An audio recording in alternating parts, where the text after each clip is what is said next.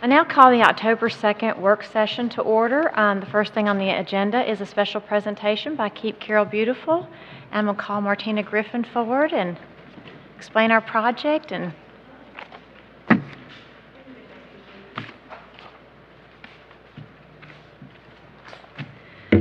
all right, good afternoon, everybody. We're very, very lucky and happy to be here today and to talk for a few minutes about the Made to be Remade community grant that Keep Carroll Beautiful is receiving from the Georgia Beverage Association with help of the Keep Georgia Beautiful Foundation. So we have Natalie Johnston-Russell with us today and Kevin Perry with the Georgia Beverage Association. Natalie is with the Keep Georgia Beautiful Foundation, sorry.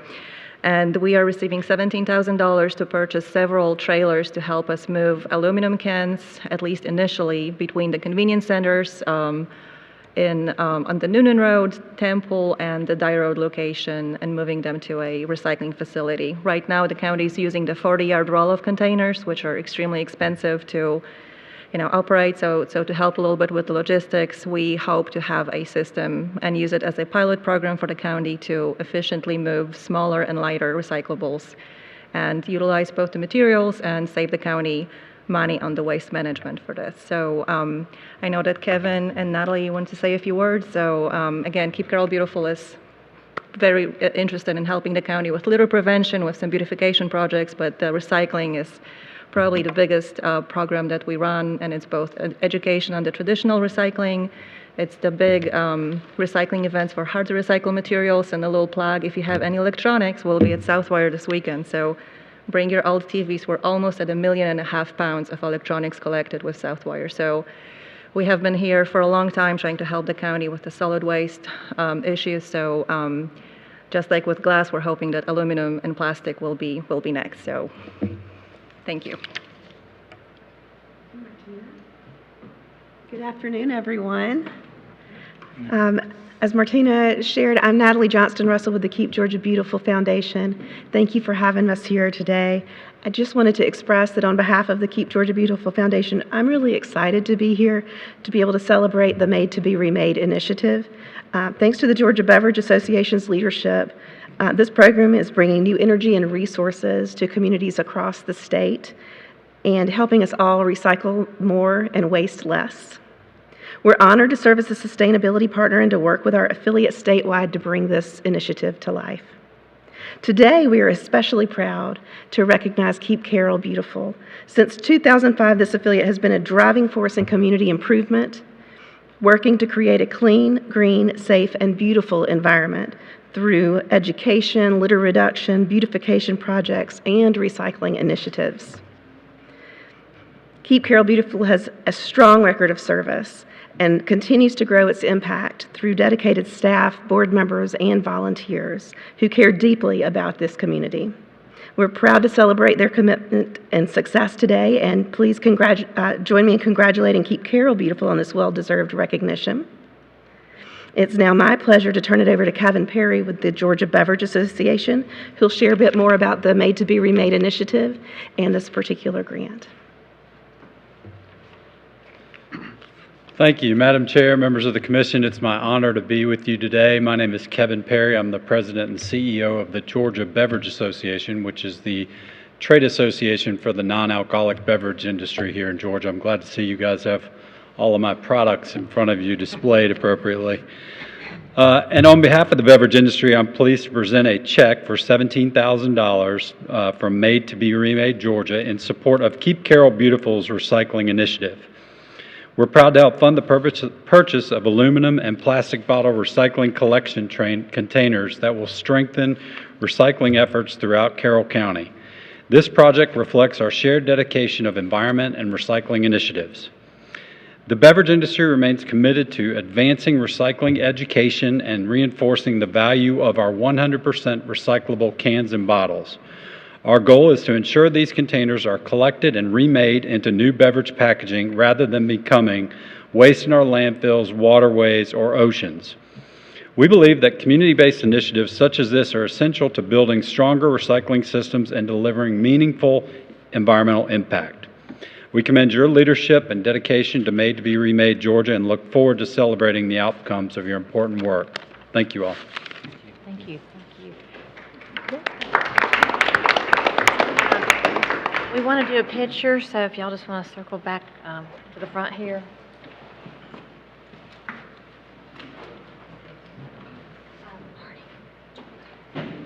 Sure. Jonathan's here, so he'll share it. Hey, Jonathan, and you'll share that picture to Ashley too for me?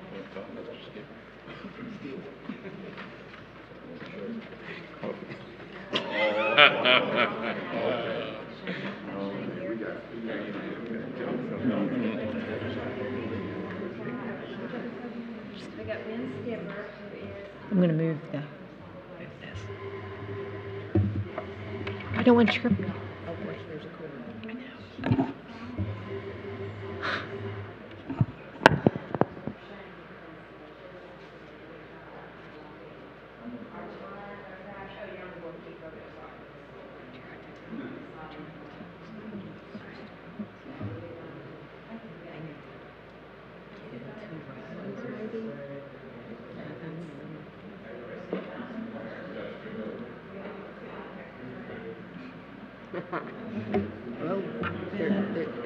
There's a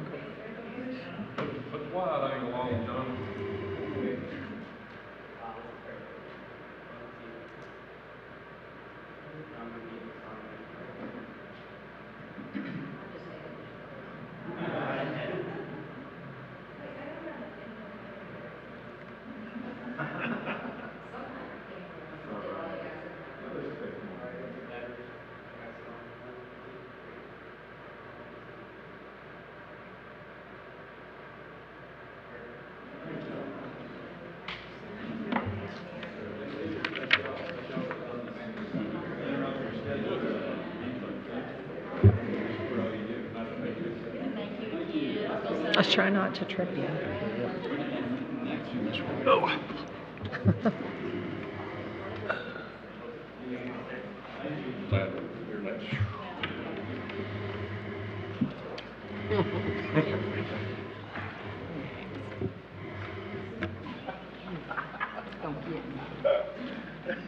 Next on our agenda for the work session is our financial recap. So I'm going to call Alicia Searcy, the Finance Director.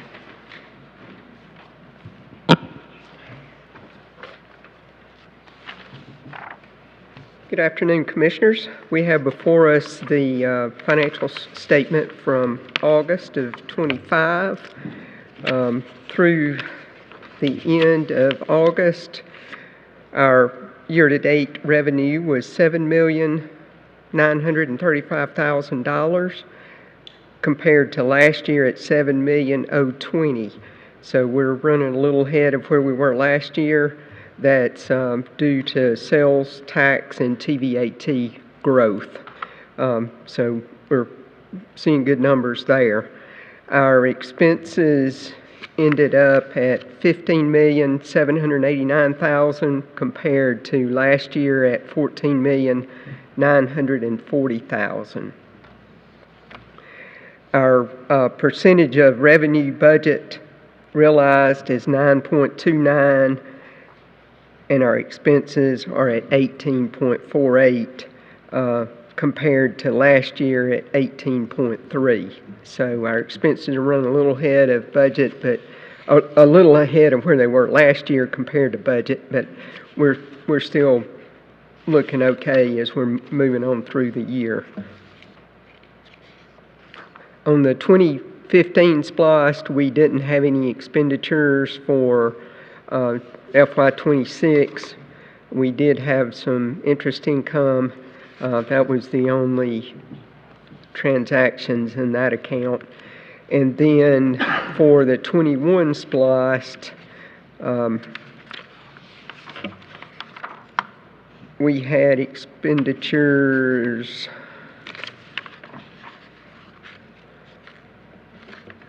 of $2,915,000. A big part of that was on the admin building. We had a big draw payment there and some other smaller expenses that we paid related to that. Other big projects were in Public Works, and then our LMIG of $227,000. And then we recognized revenue of $2,863,000, including splost receipts and interest. And we had payments out to the city of $853,000. So that's a summary of where we were August. Thank you, Alicia. So we'll now move into our meeting agenda for Tuesday night. And the first item is 9.1, the City of Carrollton, the TAD, Tax Allocation District, and we have Erica Connerly here to present this item for us from the City of Carrollton. Thank you, guys. Thank you for giving us the opportunity to present our first TAD application in the Maple Street corridor. We're pretty excited about seeing this project, as it is also in Phase 1 of the Maple Street Streetscape Improvement Project that we'll be working on over the next 2 to 3 years. A little bit about this project. The project's on 4.78 acres. It's across the street from Westover Square. A lot of folks get ice there right now at the Twice the Ice. It's largely undeveloped. There is a 5,000 square foot building that we're going to talk about in a minute that will remain, but all of the structures on the property other than that 5,000 square foot building, which will be repurposed, will be demolished. So they will be beginning with mostly a clean slate. The items that are included in this TAD application, as I just mentioned, the 5,000 square foot building would be renovated and repurposed, and if you recall that site, that building sort of fronts the parking lot. It will be repurposed so that it will front the street. They'll be adding a patio to that, and that will likely become a restaurant.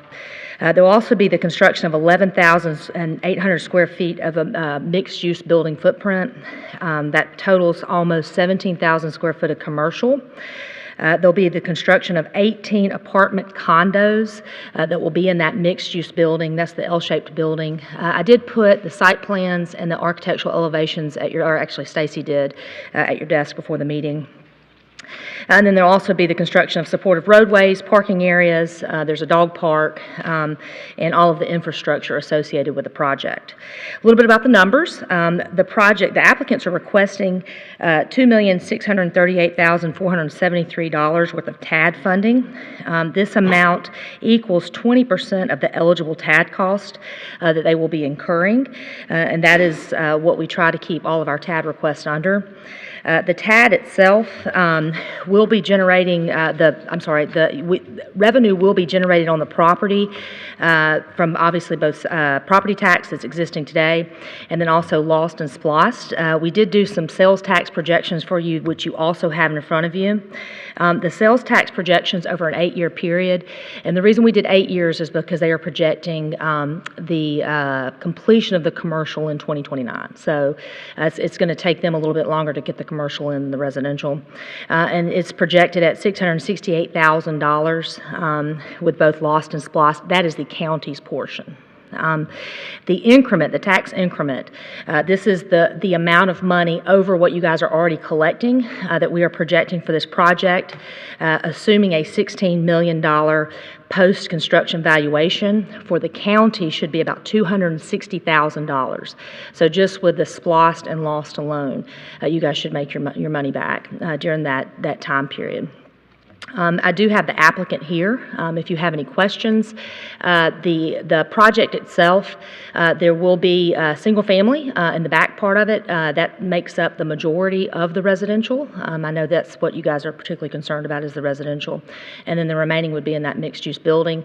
They did provide us 5 different site plans, 2 garage plans, and those are also in your packets. And the applicant is here if you have any questions, or I can certainly answer them as well.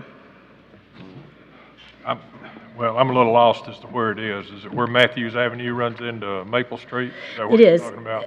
Yeah, so it's essentially directly across the street from Westover Square. So if you've eaten an American Pie or the Squire Shop, it's almost across the street from that.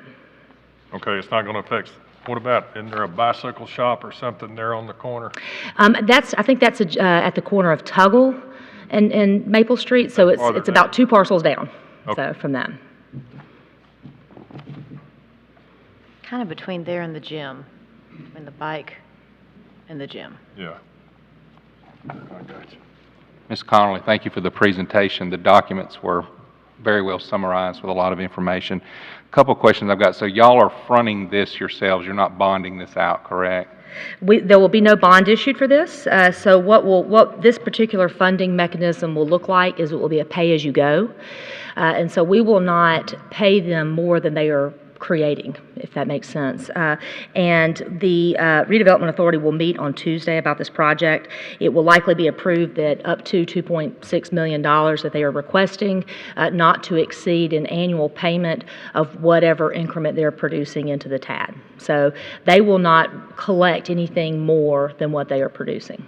On our end, as far as the participation, are you asking us for a fixed annual years of commitment, or are you asking until the project, in other words, for the property tax portion, when would that kick back in where we're outside of the TAD, what you're asking us to commit? So our intergovernmental agreement is through 2038.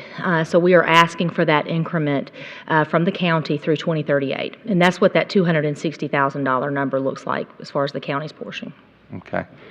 And I'm interested on the sales tax numbers, and I know there's not an exact science. There's got to be some guesstimation, all this because of the economy we're in. But did you include any inflation in those numbers? And then I guess where I'm going with more in depth with the question is, it's hard for things to get rolled back, but we all agree we're in a very high, especially food prices. Everything is still very high. So you sit and wonder, what is that number going to look like over an 8-year period? Are we going to flatline? Or things continue going to go up? Are they going to come down? But all that is obviously going to reflect the total sales tax revenues. So we didn't include inflation in these numbers, just because you're correct. That's a pretty hard target to hit. I will say that these numbers are based off of the projected, basically, units that they're going to have commercially, and they're also based off of existing businesses within the Maple Street corridor. We were trying to do apples to apples, and so we do try to do an apples to apples comparison, but those are today's numbers, and so likely they will go up because we're not taking into account inflation. As far as what your collection will be off Lost and Splost. It's also taking into account the current Splost division. So just keep that in mind too, because I know there's some changes that may occur with that as well. My other question is, how tight of a control do you have on what they're building? So to give you an example, everyone has plans, just like we're estimating the sales tax. You know, a month before this company pulls out, they're going to replace it with another company. But depending on what that company is, could obviously drastically change what sales tax looks like or a host of other things. So how confident are you that you're going to be able to control, based off the projections you're giving, what they ultimately build in the moment and not trying to switch out things at the last minute? So what they are proposing as far as the square footage amounts are fixed. And so what they're proposing is just a little less than 17,000 square feet of commercial. They've got to build that and it's got to remain. In other words, they can't go convert those to residential down the road in 5 years because they can't fill it or something like that. The number of units is fixed. The architectural elevations, I think the other project you saw at the downtown, it's relatively fixed. We'll allow some tweaks once they, submit plans and go through plans review and things like that. But it's essentially going to look very, very similar to what you see today. We did try to work with the applicant as to what they anticipate might come as far as the Lost and Splost projections. But again, that's a little bit gray. We do know that there will be 17,000 square feet of commercial, though, that will have to remain commercial or service, something like that. That would be my only ask, is that, obviously it's going to be advantageous for the city, not just us, but that there's not a switch and bait at the last minute. And you can sit and say, well, if a certain company's in there that has a gross sales product less, you may be selling more volume, so you still could ultimately end up with the same sales tax. But I just think you have to be careful that builder is not plugging in what they need to at the last minute to make the deal work, when a lot of our participation is contingent upon knowing we're giving up property tax to be able to depend on the sales tax. So I've seen that in other applications, and that's the only thing that I would be somewhat hesitant about. Right. If you look at what we're projecting, they do anticipate the 5,000 square foot building being a restaurant. Again, the service type uses, those are obviously, the Birches is seeing, there's a nail salon coming, there's a tanning salon there that's coming. Those are the types of service uses that would, kind of are accounted for in this. The sales tax revenues between some of the retail and service, it's very similar. That's at least what we looked in our research on Maple Street. So the restaurant, obviously, if it's a, kind of a sandwich shop versus a white tablecloth restaurant, I think the white tablecloth, you may have two sandwich shops or one white tablecloth. But the sales tax will be probably about fairly similar from what we've researched based off of the restaurants in the Maple Street corridor. Thank you. And I also wanted to note, too, we present these projects to you and the school board, and the school board did meet this morning, and they did approve this. Okay, I have a question about, all right, it's got 28 single-family residential units. Is this a single owner, or are these going to be sold to individuals? They're going to be sold individually, and those will range in square footage. The condos will be a little over 800 square foot and up. The single family will go up to 1,500 square feet. So. Okay, some of them are going to be 800 square feet? That's the condos that are that small. They're, like I said, a little over 800 square feet. But the condos are going to be on top of the commercial space, right? Correct. So there won't be any first floor residential in that mixed-use building. Does the applicant have an idea of the purchase price, of the single-family dwellings themselves? He's here, and if you'd like to ask him. If you would just say where you're from. Sure. My name is Brad Wilkes. I live at 347 Kramer Street in Carrollton. I would anticipate that the single-family houses will sell between $250,000 and $350,000, and then the condos will be honestly very much in the same per square foot range, but they actually range to be from just over 800 square feet up to over 1,400 square feet. So those also will go up to about the mid threes, but we would anticipate they would start actually potentially, even in the high ones.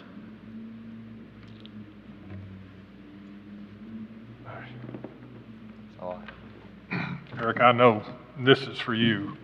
This is in 4th District. This is my district, and this backs right up to Longview.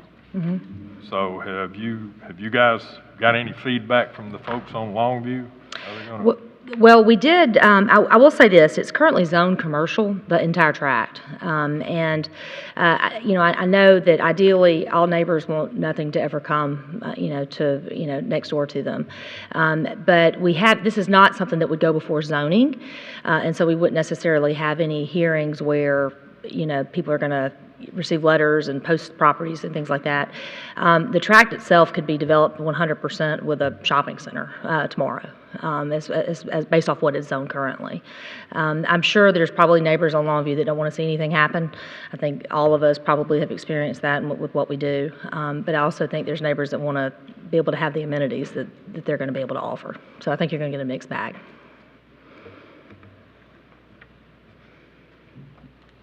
Well, if there's no further questions, are y'all good putting this on a consent agenda for Tuesday night? No. Okay. All right, so we'll bring it back Tuesday night for a vote. I guess we'll see then. Thanks. All right, item 9.2 is a consideration of an issuance of a request for an RFP for the computer-aided dispatch, and we have Gary Thomas here, who is our 911 user board member and part of the CAD review committee, and we have several other members from that review committee also here. So thank you, Gary. I'll turn it over to you. Thank you, Chairman. Good afternoon, Commissioners. And Chief Wade, Director Rowland, and Matt Clotfelter are all part of that committee, and they're here if you have questions for them specifically.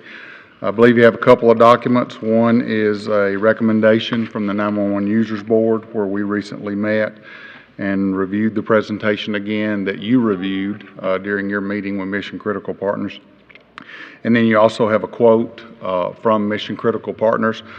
We asked Mission Critical Partners to provide us a quote if they did everything for us all the way through the process. They completed an RFP, they evaluated the candidates, they presented us recommendations, they went through implementation, and all we're recommending at this point in time is the specification and RFP development for the CAD. The only other question you might have along with that is when they were meeting with the law enforcement partners for the CAD, the law enforcement partners brought up some issues that they were having with their record management systems.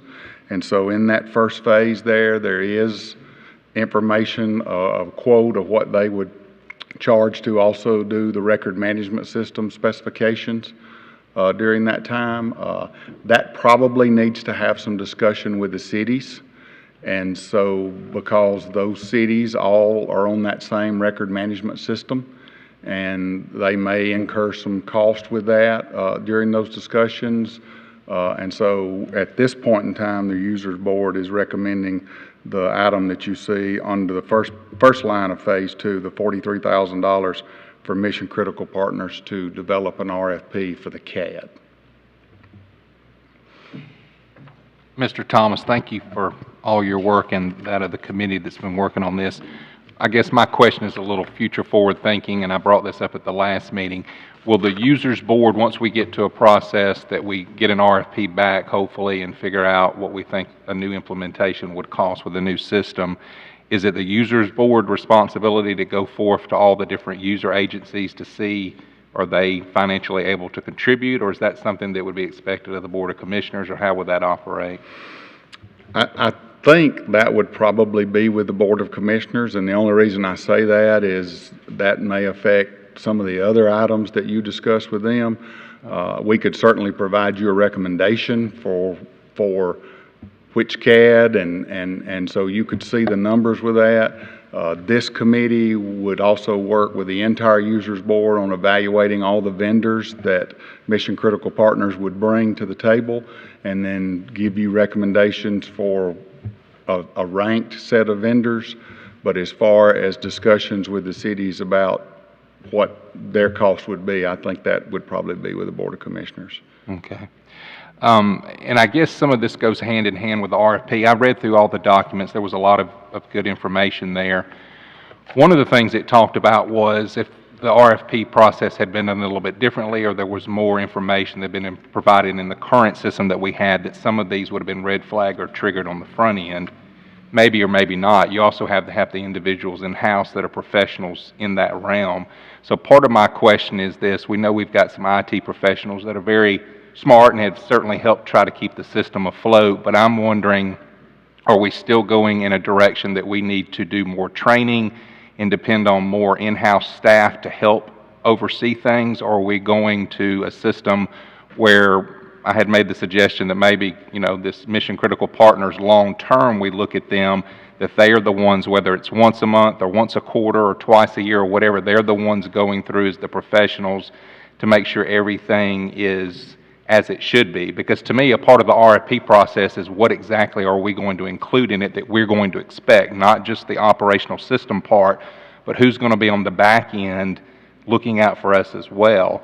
Another question I had, I guess, was more or less from the legal review side, and I'm not saying that we had anything wrong on our legal review side, but legal counsel for the county has a hard position. Their job is to look out for the county, but it's also not to micromanage the department that's asking and bringing information forward.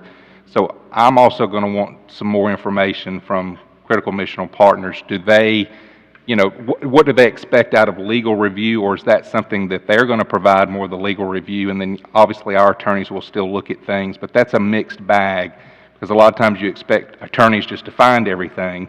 Well, their job is to try to look out as best they can for the protection of the county, but they're not experts in every single department. So you can only expect so much from a legal review. And I know I put a lot of questions or a lot of comments in that, but to me the RFP process is very critical of what we're willing to do as a board moving forward. What are our expectations and additional cost every single day outside of just what it's going to cost to get a new system? Yes, sir. Very good questions. And Mission Critical Partners can do any of that.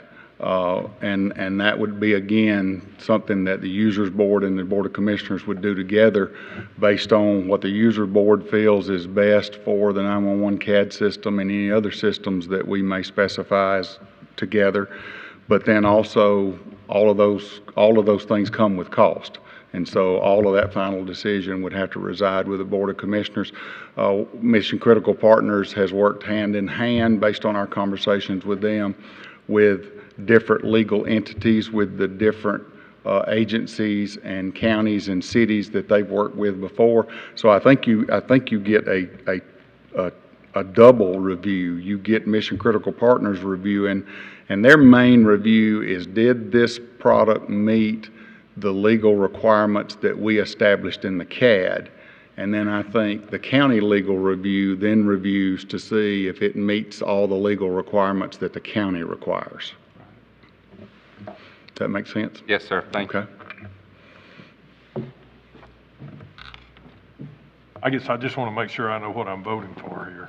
All we're voting for right now is phase 2, the $43,000 to move forward with the RFP process.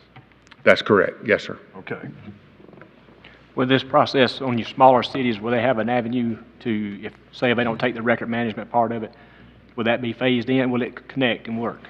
Will that be part of this RFP?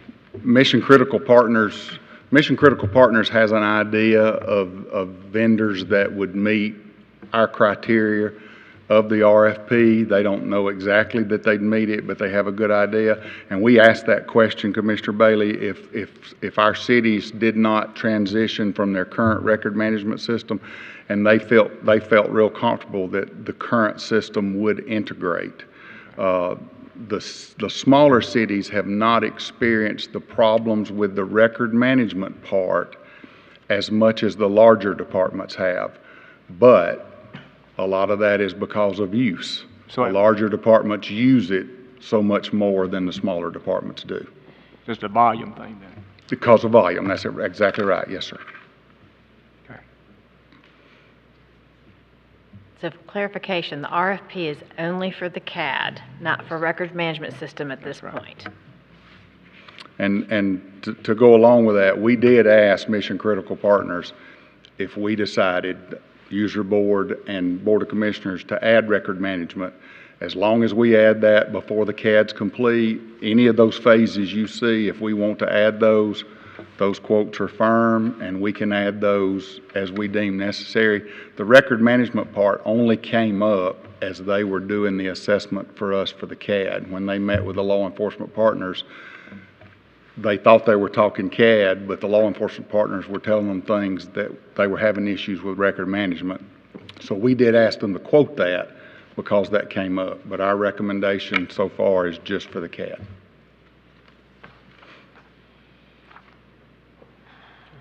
And we keep saying cities, but I like how you changed it to law enforcement departments, because that does include the sheriff's office and the jail. It does. Records management, so. Any other questions? Are y'all good with putting the RFP, $43,000, on consent agenda for Tuesday night? I am, and Madam Chairman, I would just ask at this stage moving forward, as we continue to get information, just like I explained with Mr. Thomas, I think the county commission has got to understand on the budget side on our end, do we need to make more investment on an annual basis through additional personnel training? What is all this going to look like? Because it's well beyond just getting possibly a new system. And so we need to be thinking about the budget from that. Do we source out a lot of that to critical mission partners? Do we ante up more on our staff we've already got and put them through additional training? That's additional things that are going to have to be figured out as well from an annual funding perspective, moving on every single year. Got it. Thank you very much. Okay, item number 3 is a consideration of the issuance of a request for a proposal for the LED lighting, electrical infrastructure upgrades, and pole replacements, et cetera, for the recreation field. And we have Thad Ferguson, our Recreation Director, and Frank Campo, who's been helping us from Southern A&E on this project. Yes, ma'am. Good afternoon. Again, with me, Frank Campo, Southern A&E. And as the chairman said, he has been an asset on this project for us so far. If you remember, a few months ago, Southern A&E came out and did an initial overall assessment of the electrical and lights on the complex.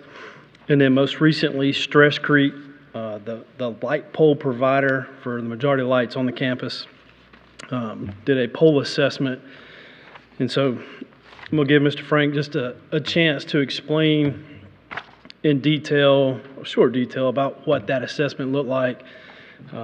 We've had a couple meetings lately trying to get a plan to keep the project rolling. I know there'll be questions throughout this presentation, so feel free to ask anytime. But I'm going to turn it over to Mr. Frank and let him have a few minutes. Good afternoon, Commissioners. As you know, Southern A&E was selected to perform the assessment of the existing facilities. We did so and provided a report. There were some current concerns about the integrity of the poles when we recognized that some of the poles were damaged. As Thad said, we had Stress-Crete come out and perform an inspection, and their report definitely identified 3 poles that were critical and needed to be replaced, 3 that they were recommending would be replaced, and a further 10 that had some minor, mostly cosmetic damage or issues that needed to be monitored, repaired, and such. So, when we were evaluated for this initial proposal, the proposal said prepare an RFP for the electrical infrastructure replacement, prepare an RFP for the lighting replacement. And when we learned about the pole damage and issues that they had with poles, Thad asked me, can we prepare an RFP for the replacement of the poles that are damaged and the repairs for that? And, in all of these situations, because the lighting determines what wiring is there, and if the electrical infrastructure is not sound or fit and you have issues with underground wiring, it doesn't make sense to replace the lighting and try to reuse existing wiring that's faulty. It doesn't make sense to install new wiring to a lighting system that you eventually intend to replace in the immediate future. And by the same token, it doesn't make any sense to take apart lighting poles and rebuild them with old components only to have to come back and replace the lighting on them. You're going to have to rework the wiring within the poles, the wiring connections to the poles. So for all of these reasons, my recommendations to Thad has been, let us prepare an RFP for all of the work. Replacing the poles that are damaged, reworking all of the electrical underground, replacing the electrical infrastructure, and let us arrange it in a way so that the really important stuff is considered as part of the base bid. So that's work that would be done. And then let us break the rest of the work into more manageable portions. If you look at the image that we have presented here, the poles that are highlighted in pink are poles that were identified for replacement. We have several pages because the facility is quite large. So there were a total of, like I said, 6 poles that they said need to be replaced, 10 that had some minor repairs. The red rectangles and polygons around these areas are the electrical services.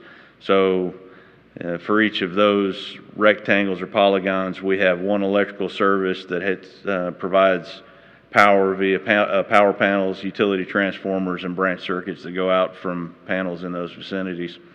So it seemed logical, if we're replacing electrical infrastructure, that we would want to break up the work into their electrical services.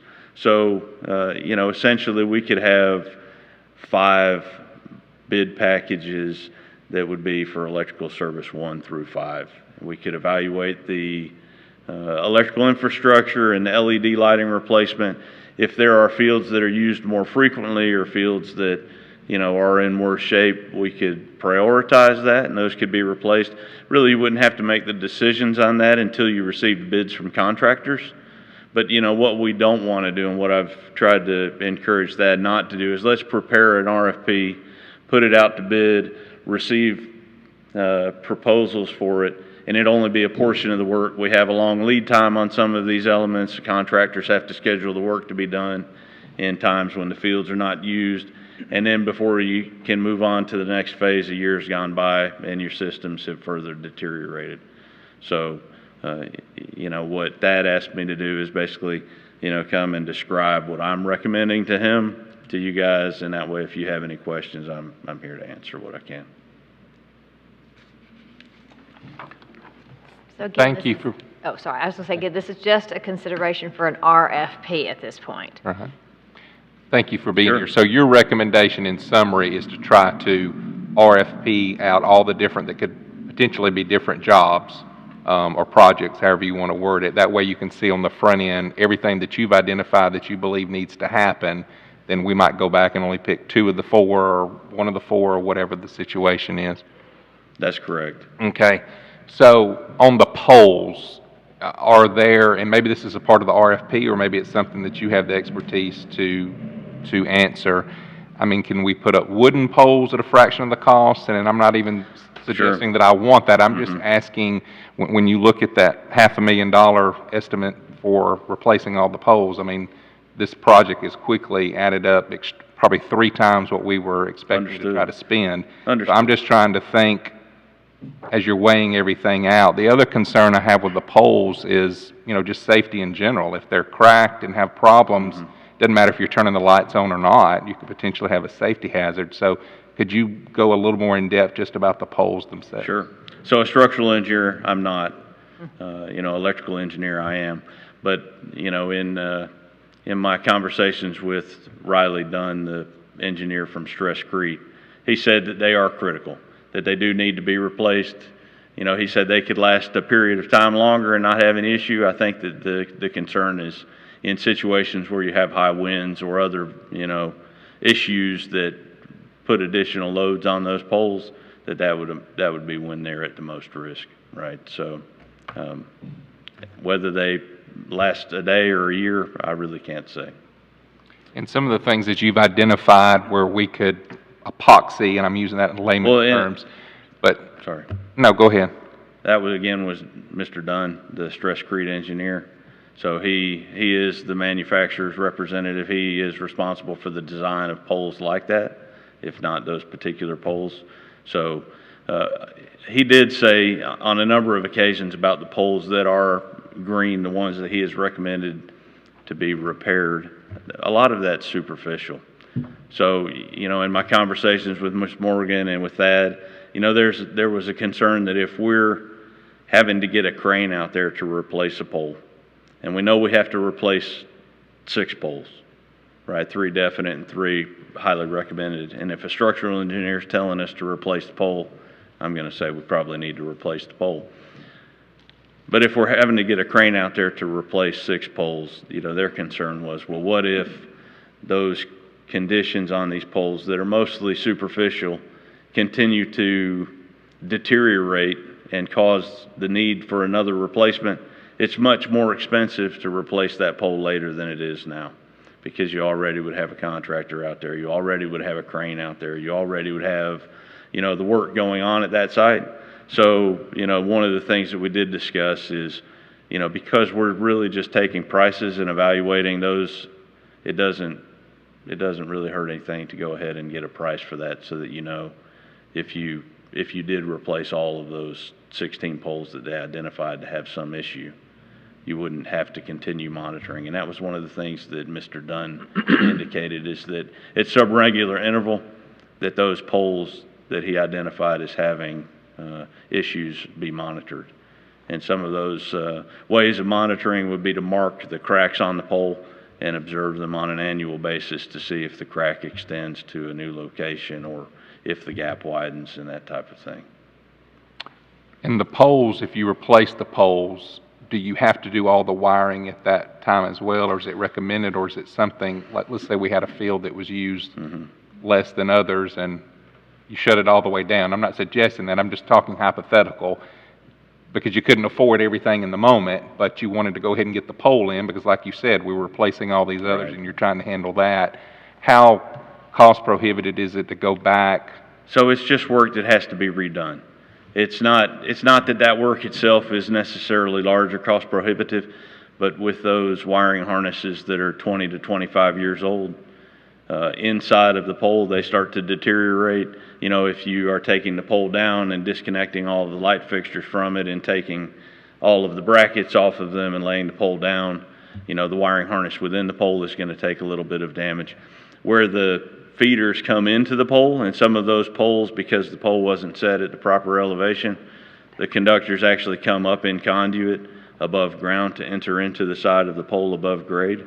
So if you're resetting that pole at a new location, some of that conductor has to be reworked to make those connections.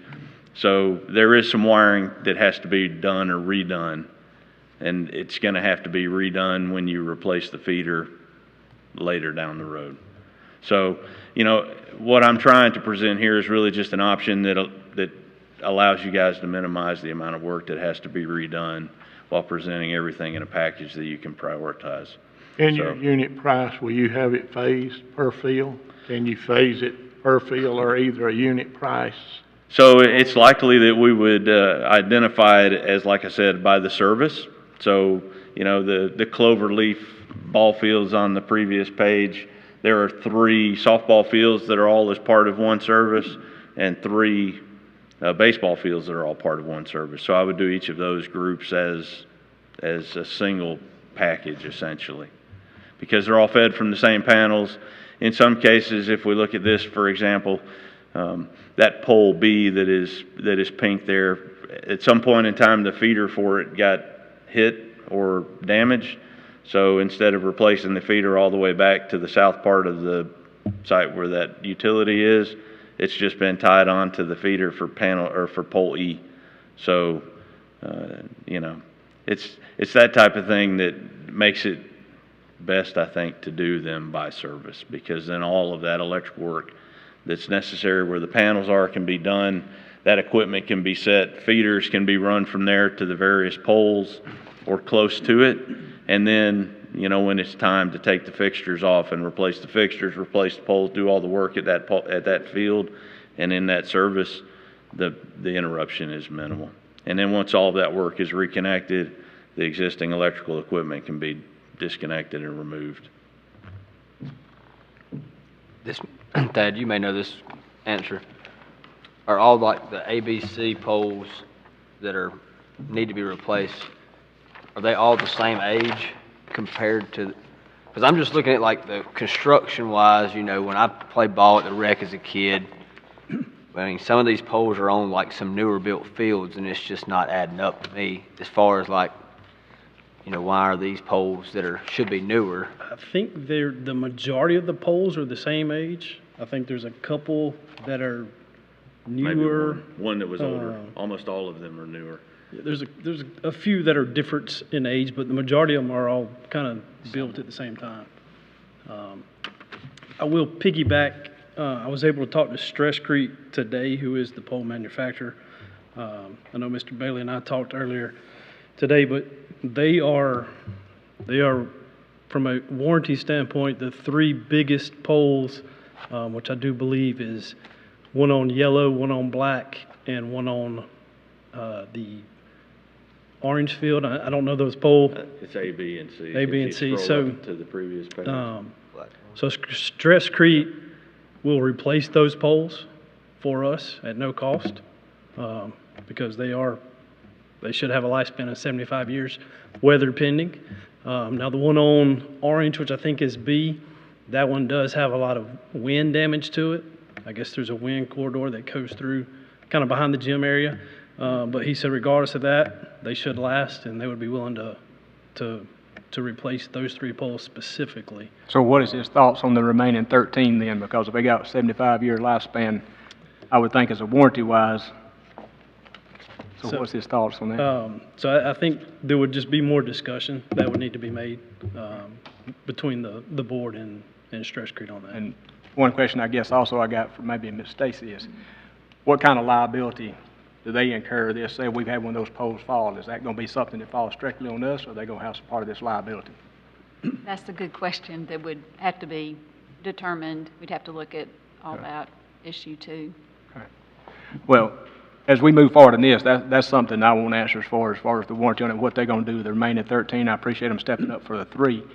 But if they 75 years poles, then, man, and he not did saying they're going to do it full, yeah, for the whole thing, but they ought to be chipping in somewhere down there. Yeah. And he did say he would be willing to get together on a Zoom meeting, come up here and meet, Teams meeting, anything that they could do to help with the polls themselves from a discussion standpoint. So. Well, to me, that changes the whole discussion. Yeah. And I'm not trying to hold anything up, but we don't need to be, as a board, sending out an RFP if we've got a company for a third of the price possibly willing to step in and, We really need to know where they stand with their product before we move forward as far as I'm. So, if I may. I think that they have offered to provide the materials.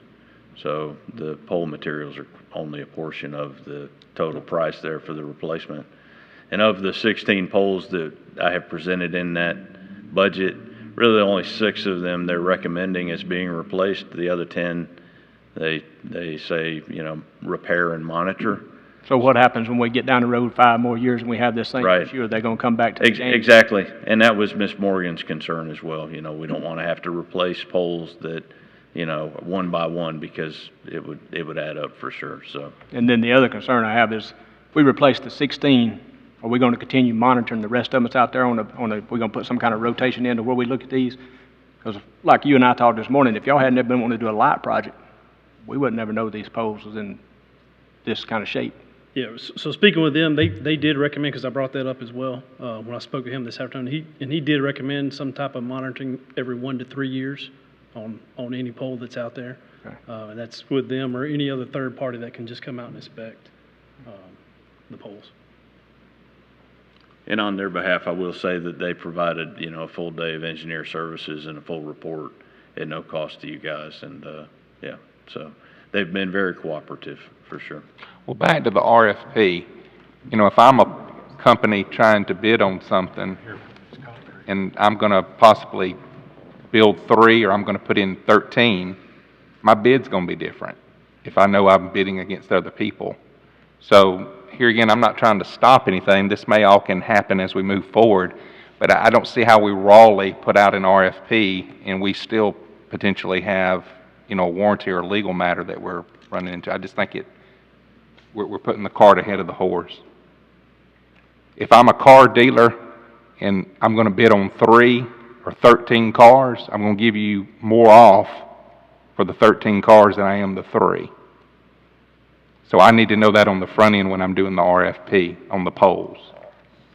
By the time we get the correct me if I'm wrong, I'm thinking by the time we get the RFP ready to be posted, we should know the potential number of poles for that RFP. As far as what they would contribute, Correct. I would hope so. On this cost estimate sheet, we're about $500,000 off, according to my calculations. As far as your total estimated project cost at the bottom, is that just a, don't look at that number, or if you tally up 2.6 and then the bottom line 13 and 14, it don't equal 3.6. I think they didn't figure the 458,000, they figured. I see that. Thank you for that. Yeah, I'm just making sure I'm not, you know. I do see that. Okay. Because really, if we choose line 2, then we're not actually adding line 1. So, or that no, actually those would be combined. That'd be the 16 total. Excuse me. Right. Yes. The sum really should be the 2.6 plus 80,000 plus 400,000. So. Yeah, it was like 3.14, I think, or 2. Right.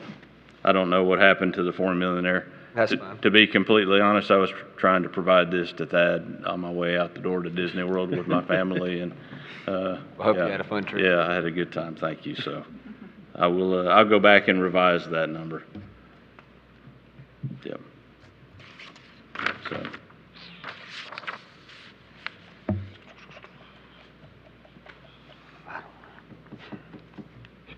I want to hear more about the replacement of the 10.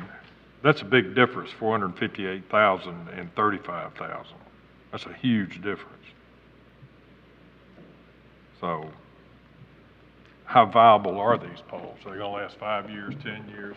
I mean, if these guys are engineers, they ought to be able to give us an estimate on these poles. I'd like to hear that before we start spending all this money. Sure. I mean, this is a lot of money here, $3 million, 3.7 million. On the current poles that they have identified as being a problem, is that what you're referring to? Well, they got 6 that definitely, that's Correct. the ones that definitely need to be replaced. Correct. And it says replacement of 10 concrete lighting poles optional, and it says a lot 35,000 for pole repairs. Well, a pole repair at 35,000 is a big difference from 458,000 to replace it. I don't know if we'd make up the difference in 5 years. We have to come back and bring more cranes in there. 5 years is 5 years, you know. I mean, I guess for me, just cut and dry. If they got 16 poles out there, if they feel concerned about it, we need to monitor, then it seems like to me they would want to make an offer on replacing 16 poles or prorate it or something. This doing it 2 or 3 times is just going to cost us all, and we don't want to get 6 done in 5 years or 2 years from now. We're going to around go back and do 13 more or 10 more, whatever we got to do. Understood. I mean, so for me, that's the most important information we can have is where they're going to get in this and where they're going to stand behind the warranty and how much are they going to stand behind it. Then that tells us what we got left remaining to vote for or turn down. I mean, that's just where I'm at with it. Stacy, could you kind of dig into the information of like I guess there has to be some kind of contract when we installed them, you know? Right, we'll need to get with the Stress Creek and. To see where their fine print says, because that's probably where it's going to be at. Right. Unfortunately. And this is from 2010 era, probably? So the complex was started in 96, I believe. We'll have to do some digging. Yeah. 96 to 06, there was some expansion then as well. So I guess what I'm hearing is we're not going to put this on a consent. If we can have information by Tuesday, but highly unlikely with Stress Creek, then we'll maybe postpone this to the November meeting. So at this point, no consent, and come Tuesday or prior to Tuesday night's meeting, I'll give you an update if they've been able to magically find the contracts really quickly and have a quick conversation with Stress Creek. If not, we will postpone to the November meeting. Does that sound like a plan for everybody at this point in time? Okay, great. Thank you, Thad. Thank you, Frank. Thank you. Okay, item 9.4 is a consideration of approval of purchase of some items for the fire department, and we have Chief Dave Wade here to present to us, please. Good afternoon, everyone. So we've got several projects here that we need to clean up some of our equipment. The first one is the day room furniture.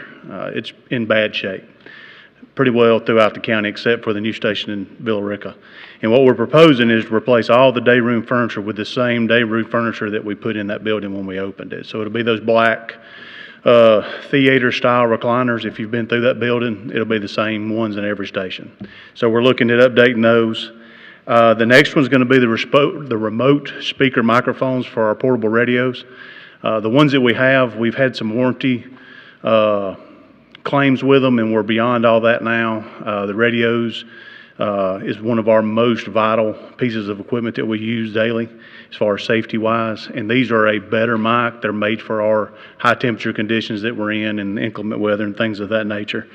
The other one is going to be the mattresses. This is a project that we did last year. We did the first half of it last year, and we want to finish that up with the last half of the mattresses in the department. The next one is going to be some lawn equipment. We need to purchase a new mower, and we need to purchase some weed eater, hedge trimmer, and an edger to go along with cutting all of our fire stations along with the training center and headquarters currently. The other one's the request to purchase a trailer. That'll help move equipment as well. That's kind of a long-term project there, and that'll help with some of our trash issues that we've got to with removing trash from the stations to the transfer station. And the last one is going to be some fire hose replacement on 4 of our brush trucks and 4 of our reserve engines for a total of $100,500, and that's going to come out of our 21 spliced.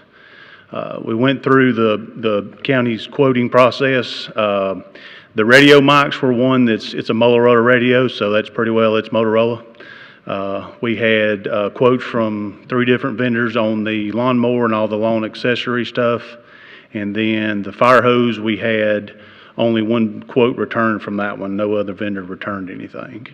And then the mattresses, we had 3 vendors returned on that one. And then the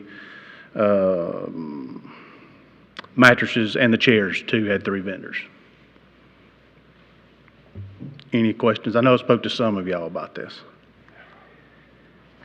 Chief, we met and went through everything. I appreciate it. You had multiple bids on everything, I think, but the fire hose, and you reached out to other companies and they just didn't provide it. Yeah. My only comment was we're doing a great job trying to curtail our cost on the trash side, but just wanted to make sure, and I think you've got a plan in place along with the chairman. I just want to make sure that trying to keep our stations cut, that it's not interfering, trying to haul off trash constantly, that we can't keep them manicured and looking good. That was my only general concern. Correct. Thank you. Yes, sir.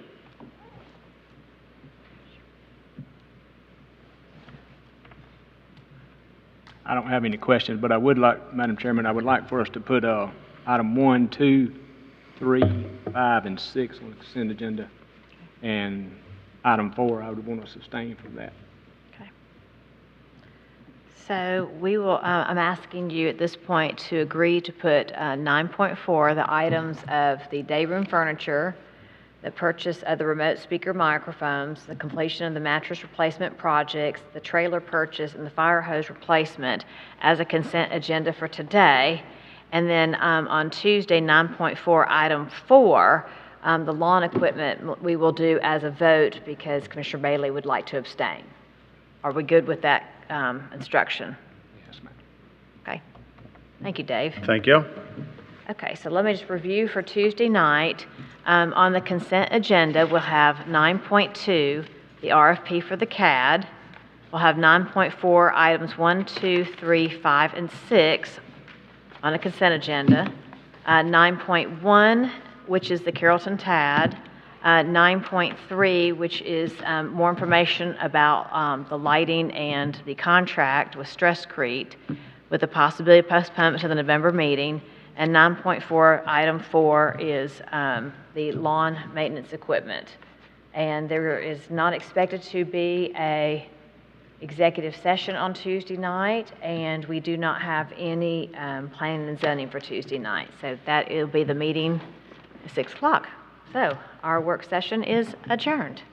Thank you.